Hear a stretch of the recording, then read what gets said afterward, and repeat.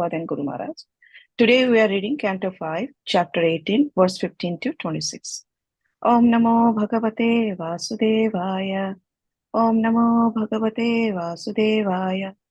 Om Namo Bhagavate Vasudevaya.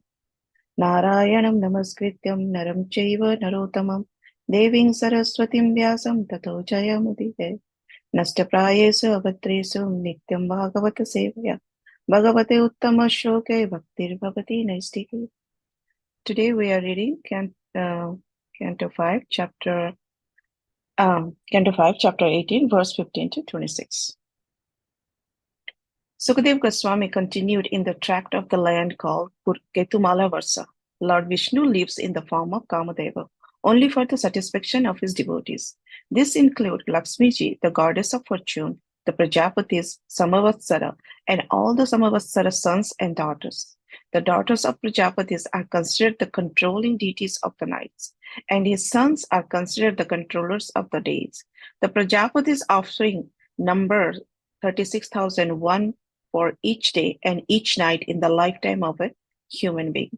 At the end of each year, the Prajapati's daughters become very agitated upon seeing the extremely effulgent disk of the Supreme Personality of Godhead, and thus they all suffer miscarriages.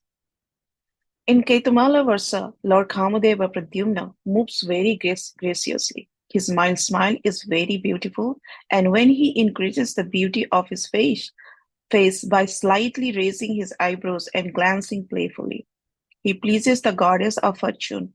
Thus he enjoys his transcendental senses. Text 17. Accompanied during the daytime by the sons of the Prajapati, the predominating deities of the days, and accompanied at night by his daughters, the deities of the nights. Lakshmi Devi worshipped the Lord during the period known as Samavatsara, in his most merciful form as Kamadeva. Fully absorbed in devotional service, she chants the following mantras. Let me offer my respectful obeisances unto the Supreme Personality of Godhead, Lord Rishikesa, the controller of all my senses and the origin of everything. As the Supreme Master of all bodily, mental, and intellectual activities, he is the only enjoyer of their result. The 5 sense object and 11 senses, including the mind, are his partial manifestation. He supplies all the necessities of life, which are his energy, and thus none different from him. And he is the cause of everyone's bodily and mental prowess, which is also none different from him. Indeed, he is the husband and provider of necessities of all living entities. The purpose of all the Vedas is to worship him. Therefore, let's all offer him our respectful obeisances. May he always be favorable toward us in his life and the next. Text 90. My dear Lord, you are certainly the fully independent master of all the senses. Therefore, all women who worship you by strictly observing vows because they wish to acquire a husband to satisfy their senses are surely under illusion. They do not know that such a husband cannot actually give protection to them or their children, nor he can protect their wealth or the duration of life. For he himself is dependent on time, fruitive results, and the modes of nature, which are all subordinate to you. He alone, who is never afraid, but who, on the contrary, gives complete shelter to all fearful persons, can actually become a husband and protector. Therefore, my Lord, you are the only husband, and no one else can claim this position. If you are not the only husband, you would be afraid of others. Therefore, persons learn in the Vedic literature accept only your worship as everyone's master, and they think no one else a better husband and protector than you. My dear Lord, you automatically fulfill all the desire of a woman who worships your lotus feet in pure love. However, if a woman worships your lotus feet for a particular purpose, you also quickly fulfill her desire. But in the end, she becomes broken-hearted and laments. Therefore, one needs to worship your lotus feet for some material benefit. O Supreme Unconquerable Lord, when they become absorbed in thoughts of material enjoyment, Lord Brahma and Lord Shiva as well as other demigods and demons, undergo the severe penances and austerity to receive my benediction. But I do not favor anyone, however great he may be, unless he is always engaged in the service of your lotus feet. Because I always keep you within my heart, I cannot favor anyone but a devotee. Text 23. O infallible one, your lotus path is the source of all benediction. Therefore, your pure devotees worship it, and you are mercifully place your hand on their heads. I wish that you may also place your hand on my head, for although you already bear my insignia of golden streaks of your chest, I regard this honor as merely as kind of false prestige for me. You show your real mercy to your devotee, not to me. Of course, you are the supreme absolute controller, and no one can understand your motives. Sukadeva Goswami continued in the Ramayaka versa, where Vaishnavas Manu rules. The Supreme Personality of Godhead appeared as Lord Matsya at the end of the last era, the Chakshusha Manavantara.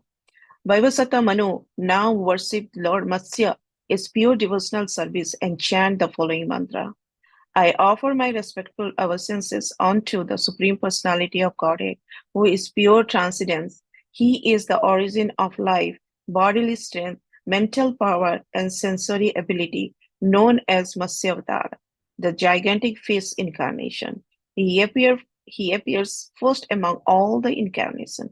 And again, I offer my obeisances unto him.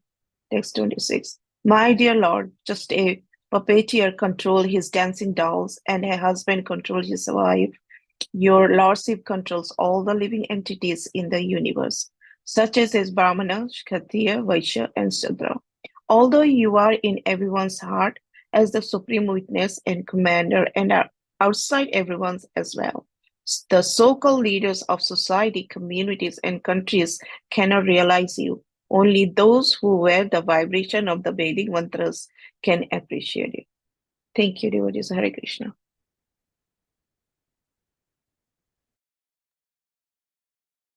Yeah, thanks so much, Mataji. Hare Krishna. So I'll offer brief prayers and we can start again. Om Ajnanatimirandasya Gnananjana Chakshurunlitam Yena Tasmai Shri Gurave Namaha Namam Vishnupadaya Krishna Prasthaya Bhutale Srimate Bhaktivedanta Swami Niti Namane Namaste Saraswati Devi Gauravani Pracharine Nirvishesha Shunyavadi Paschat Desutarini Jai Shri Krishna Chaitanya Prabhu Nityananda Sri Advaita Gadadhara Sri Vasadi Gaura Bhaktavinda Hare Krishna, Krishna Krishna, Hare Hare, Hare Rama, Rama Rama, Hare Hare.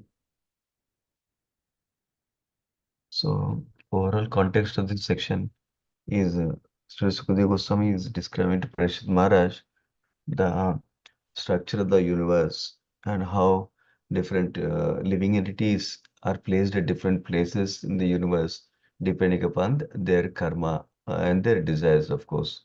They take a particular type of body at a particular location.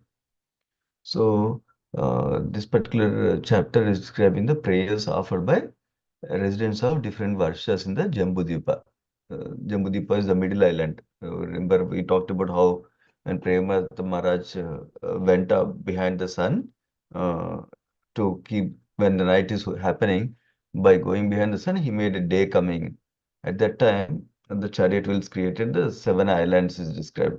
So the middle island, Jambudvipa, different varshas, different devotees are offering prayers. The last section yesterday Krishnaveni Prabhuji covered was also talking about Prahlad Maharaj's beautiful prayers to Lord Narasimhadev.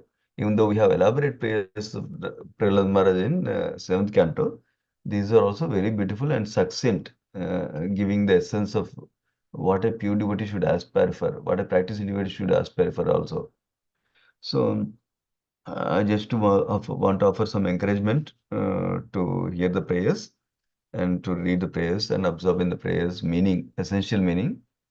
So many times, um, some of us may uh, think it's very, very theoretical, very, very philosophical section of prayers like that. That's also true. In fact, the purports are very long in this section. However, these have meaning, real meaning for us to practice in devotees. Because these prayers of pure devotees, they are giving us the real transcendental nature of Krishna. Instead of somebody thinking Krishna is like me only, but very nice human being, very powerful human being, like that, instead of thinking like that, they're giving us the real nature of Krishna. That is very important for us to understand. Then, when we understand the real nature of Krishna in absolute way, in transcendental way, then we can release the sweet pastimes that is us. Like in this Kartik month, we're meditating on Damodar Lila. We're meditating on different pastimes like Govardhan Puja, this Kartik. So, when we see the sweet pastimes, we still don't misunderstand any of it. And we understand them properly and we develop that sweet attraction towards the Lord, which is what drives us practicing devotees to practice our devotion more and more with attention and with favorable intention to please Krishna. So that's how the understanding the nature of Krishna will help us.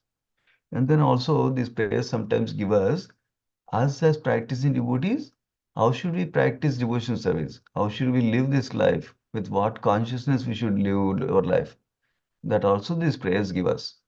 So we should be attentive to those essential messages because one particular realization can help us to transform our consciousness, to shift our consciousness from where we are to very elevated consciousness. For example, things like controller. Krishna is the full supreme controller. Krishna is supreme enjoyer. This will help us in resolving so many issues we may be dealing with in our life currently. So like that, that is the encouragement I'm giving. Now we'll go into the individual verses. Go into the verses. Today we're covering in the 18th chapter of 5th canto from 15th verse to 26th verse. So there's a new section starting where there's a new Varsha called Ketumala Varsha. And Jambudvipa is made up or divided into many Varshas. This Varsha is called Ketumala Varsha. In this Varsha, Lord Vishnu lives like Kamadeva is described. So interestingly, that Kamadeva is also referred as Pradyumna here in the next coming up verse, next verse. So one important thing in the verse itself is this Lord Vishnu is residing there as presiding deity in the form of Kamadeva. Why? So that for satisfying his devotees is described. So Supreme Lord is always uh, interested in satisfying his devotees. Supreme Lord is always interested in interacting with his devotees, in exchanging with love towards his devotees. So many times, from for example, Bhagavad Gita, we hear the general reasons why Supreme Lord comes. Sarvadharman Paritrana sadhuna vinashachya diskutam sarva dharma samsthapanadaya. Like that, three main things we hear about to destroy the demons and to protect his devotees and to establish religion like that. But more importantly, our acharyas and scriptures reveal us um, as they describe different incarnations. Primarily, Lord is coming to exchange love with his devotees. And also, primarily, Krishna is coming to enjoy himself also. He is a reservoir of all pleasure. So that's why he's coming. But then, in the process of he's enjoying, in the process of his exchanging love with his devotees, it attracts us also. So many devotees have this experience when two exalted devotees meet and they're exchanging love in different ways, in simple exchanges of meeting each other, simple exchanges of talking to each other, simple exchanges of respecting each other, simple exchanges of appreciating each other's services. So that is very heart melting for us. It generates, inspires love towards exalted devotional positions like that. So we also want to be in such a position without envy, without jealousy, without competition like that.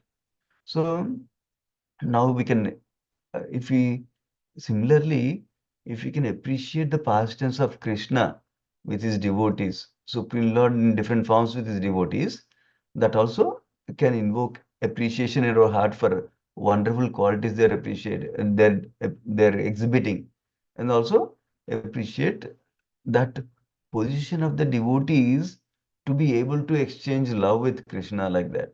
So that means when we appreciate something, when we get attracted to something, then we'll develop aspiration for that something. So as practice devotees, we develop that aspiration to be in relation to Krishna like that. So that is why we can nurture that feelings and appreciation when we are reading these pastimes, these sections of Bhagavatam also like that.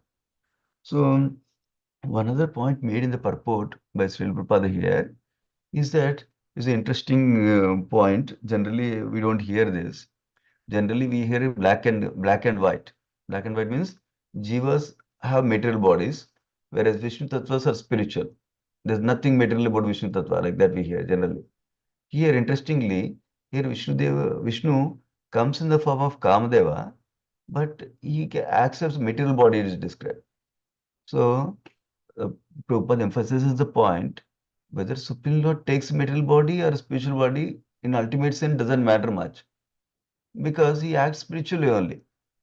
That's an important point to note because just because spiritual somebody, some Mayavadis, for example, take up the point like how Krishna disappeared from this planet by leaving his material body here.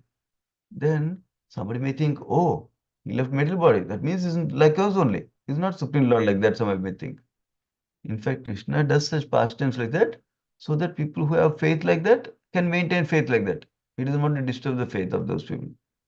So that misconception, Srila Prabhupada is clearing for us in the purport. That even though he takes material body, he still Vishnu Tattva, he still acts spiritually like that is discussed. And he condemns Mayavadi's understanding of taking spiritual activity of Krishna, bringing it to material activity. Yeah, that is one main point from the 15th verse. Going to the 16th verse, uh, Lord's actions, Lord's movements, Lord's beauty is being glorified here by Sukadeva Goswami. He says, in Ketsumalu Asha, Kamadeva or Pradyumna moves very graciously. That means his walking is very, very gracious, very pleasing, very attractive to see. And then his smile is very, very beautiful. And when he raises his eyebrows or when he glances playfully, he looks even more beautiful. His face looks even more beautiful. And then that's how he pleases the Lakshmi Devi, our goddess of fortune. So that's how he is enjoying his transcendental senses is described.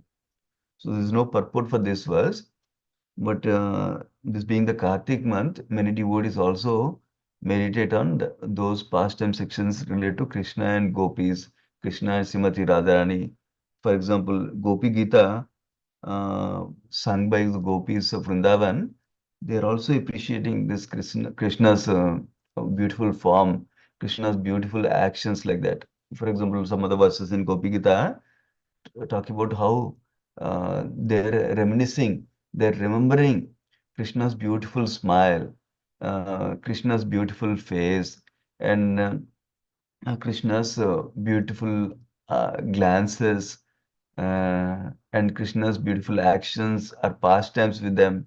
Like that, also, they are meditating on those pastimes when they're singing Gopi Gita. So that's what we can remember how Supreme Lord is very, very, very attractive, like that, and especially attractive to the devotees. That point also comes up in the coming verses.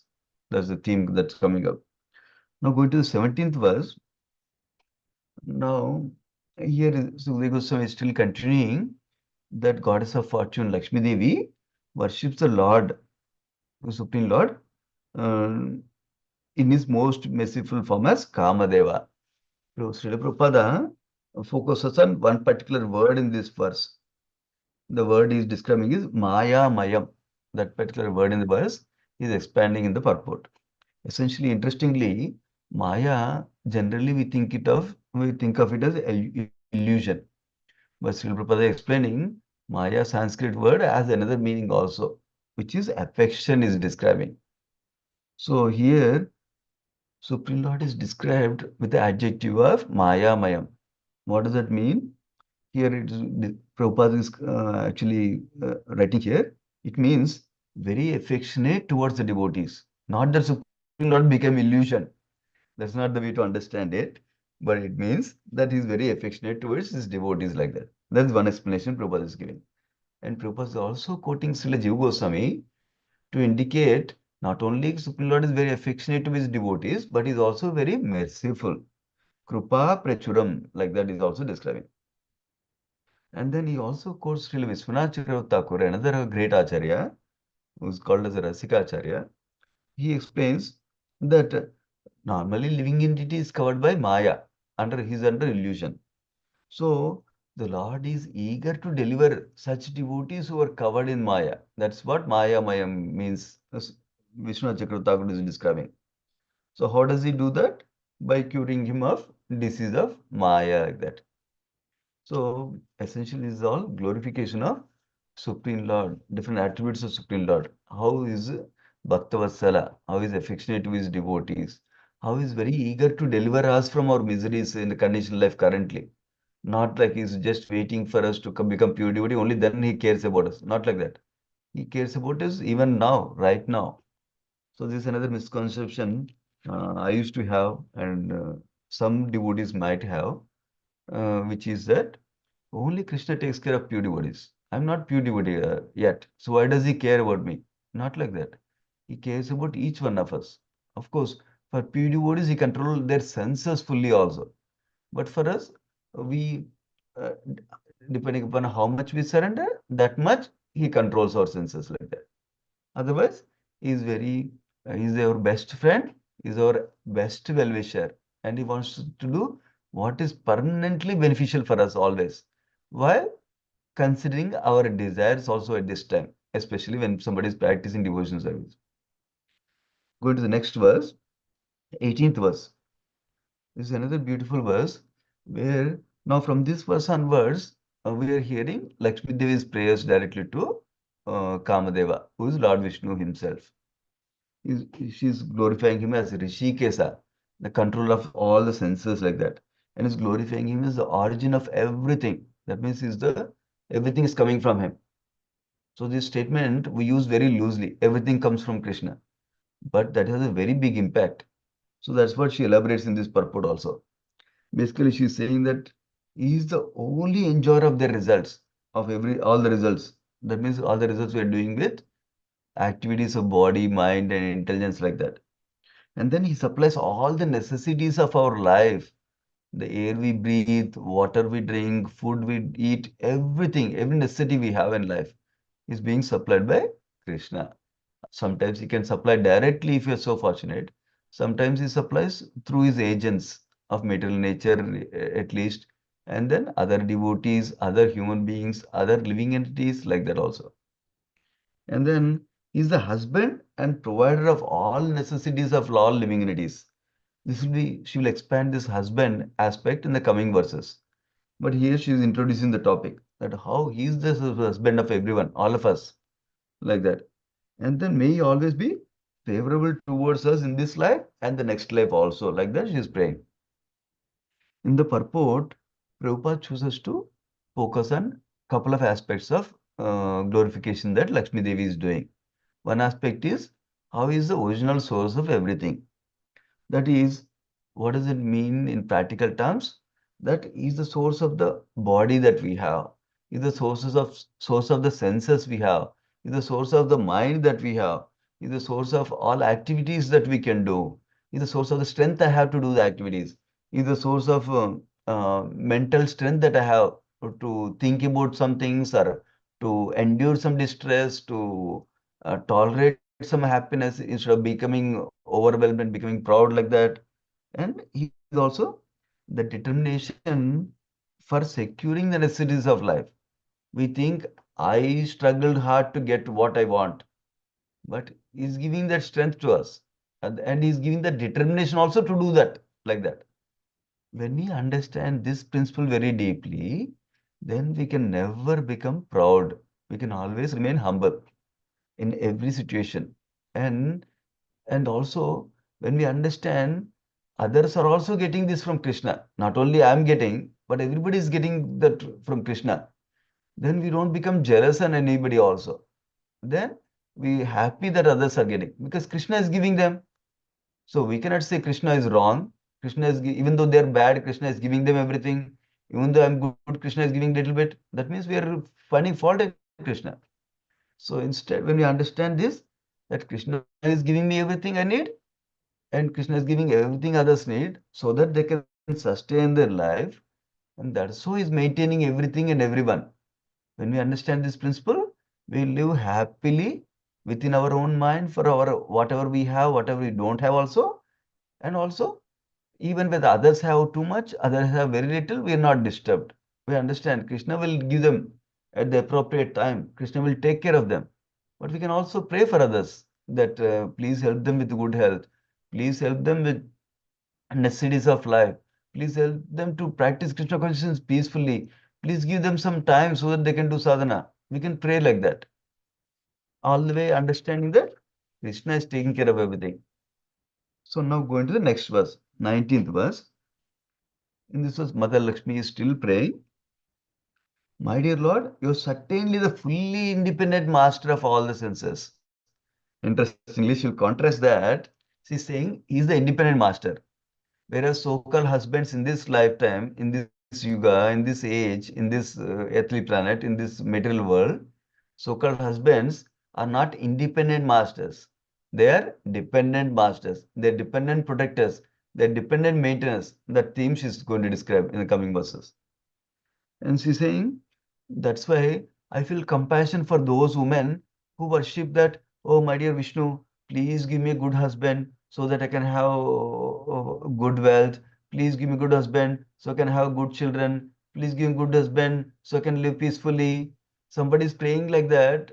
Mother Lakshmi is feeling compassion for them because they're praying for something inferior, something temporary, instead of, and somebody praying for a husband who's dependent on modes of nature, who's dependent on Supreme Lord to give us protection and shelter. Instead, they should take shelter of the Supreme Lord directly. Like that, Mother Lakshmi is encouraging us that that we should take shelter in Krishna. All of us should take shelter of one husband, Krishna, whether it's men or women.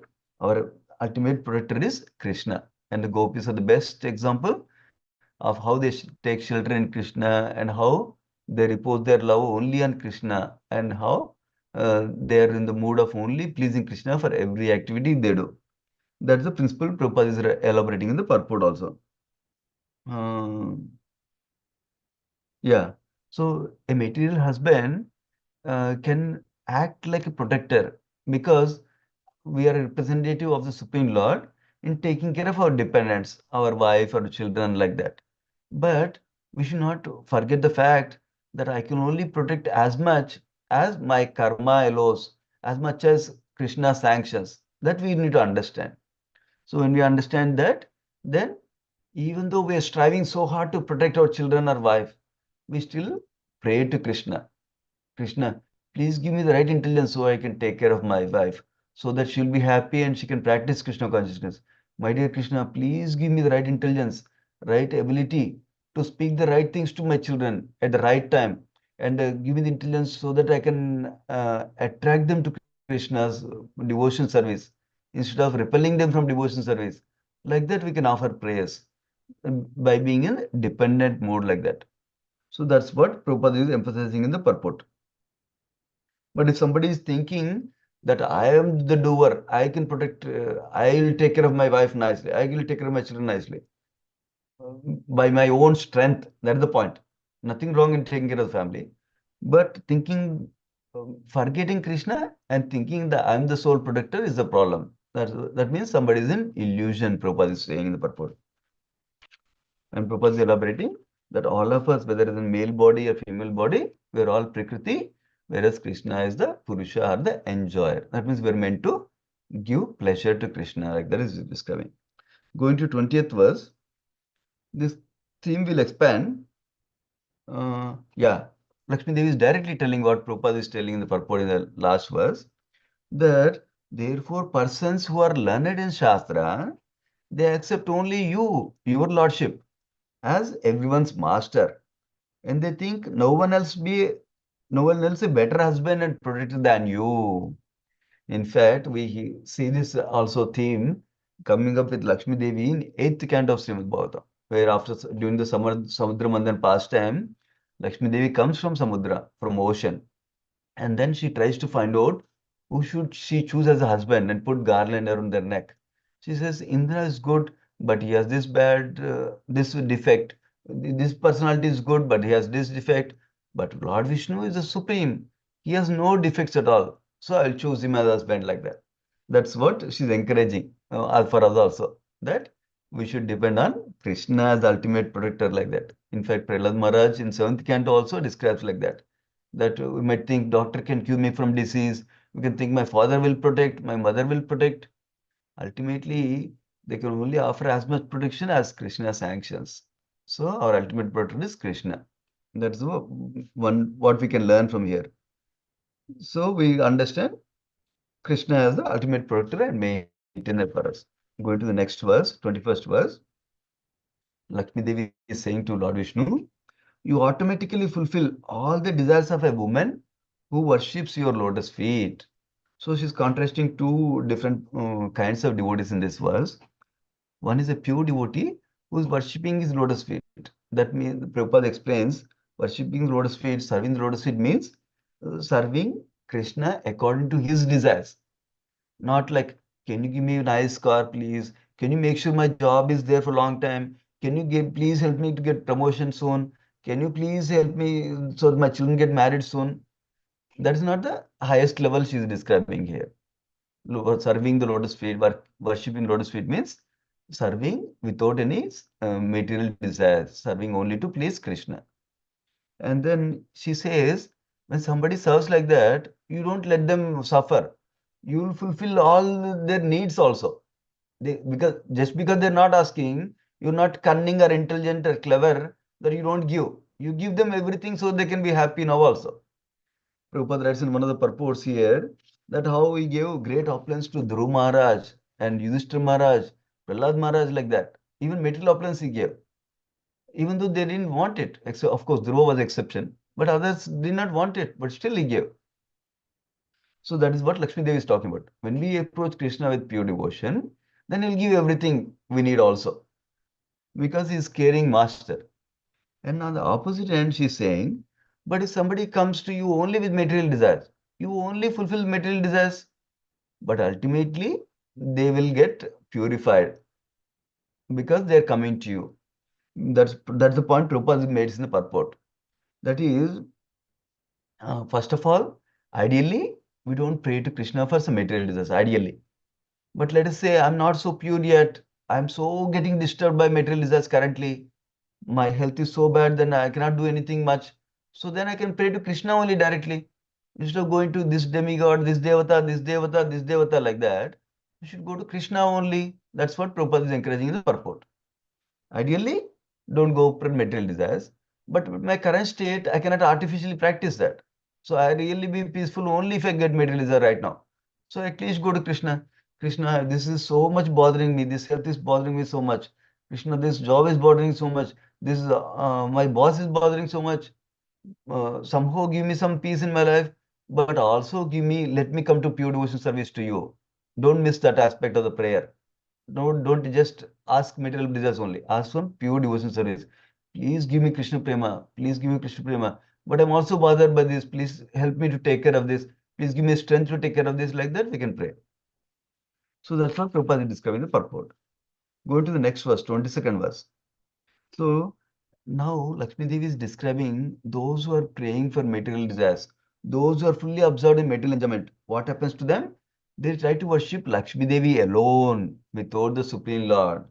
Then she says, I don't favor them. I give them some temporary benefit. For some time, I'll give some benefit.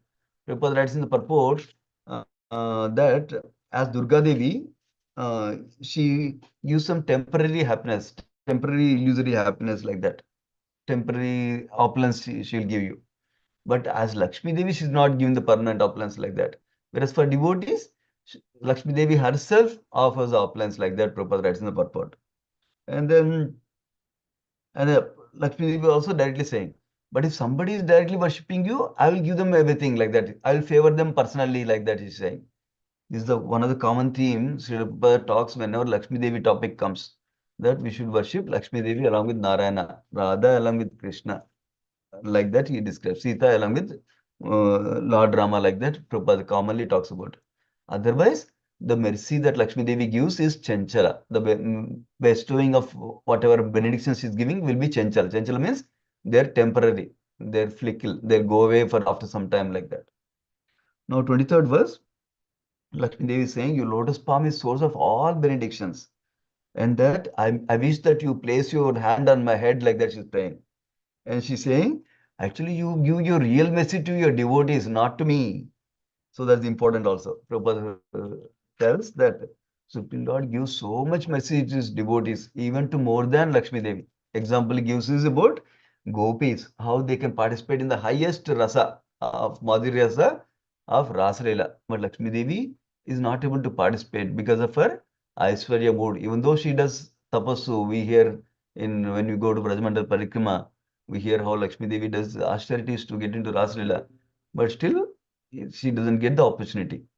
Of course, she's amazing. She serves her own way, but is describing the relative great fortune and merciful nature of Krishna for his unalloyed devotees like Vrajavasis like that. So Prabhupada writes a conclusion in this purport that unless we get the favor of devotees, pure devotees, unless we get the favor of Vrajavasis, we cannot get the favor of Krishna. So with that understanding, we should take shelter of pure devotees and work under their guidance to grow in devotion service.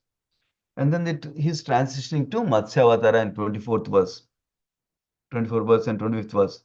In Rammika Varsha, another Varsha, Vaivasudha Manu rules there, and Lord comes as Matsya Avatara there. Matsya Avatara means fish incarnation. So more will be covered in Monday's session. But essentially, the one couple of verses I'll cover today, 25th and 26th. These verses are covering one important aspect that two important aspects. One is even if Lord comes as fish, even if Lord comes as a pig or a boar incarnation or a tortoise, he doesn't become part of material modes. He's still transcendental. He's beyond the modes always. He's in Vishuddha Sattva. Like that, that is the main point being described here. And then second, next 26 verse main point being described is Supreme Lord is a control of all the living entities.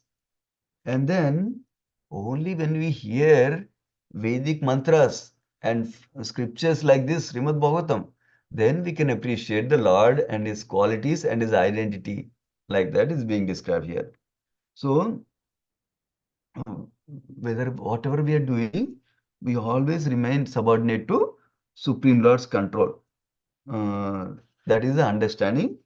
It comes in supreme with self-realization. That understanding will deepen for us. Like that, Prabhupada writes in the purport. So these are wonderful. We heard about wonderful nature of Krishna, and then wonderful uh, mood and consciousness of the practicing devotee in prayers, mood and consciousness of practicing devotee in conducting his life and taking care of his family duties and rest of the duties in life also. We'll pause there. Shrimad Gautam की जय श्रील प्रभुपाद की जय वाञ्छाकल्पतरुभ्यश्च कृपा सिन्धुभ्येव च पतितानां पावनेभ्यो वैष्णवेभ्यो नमो नमः. Thank you,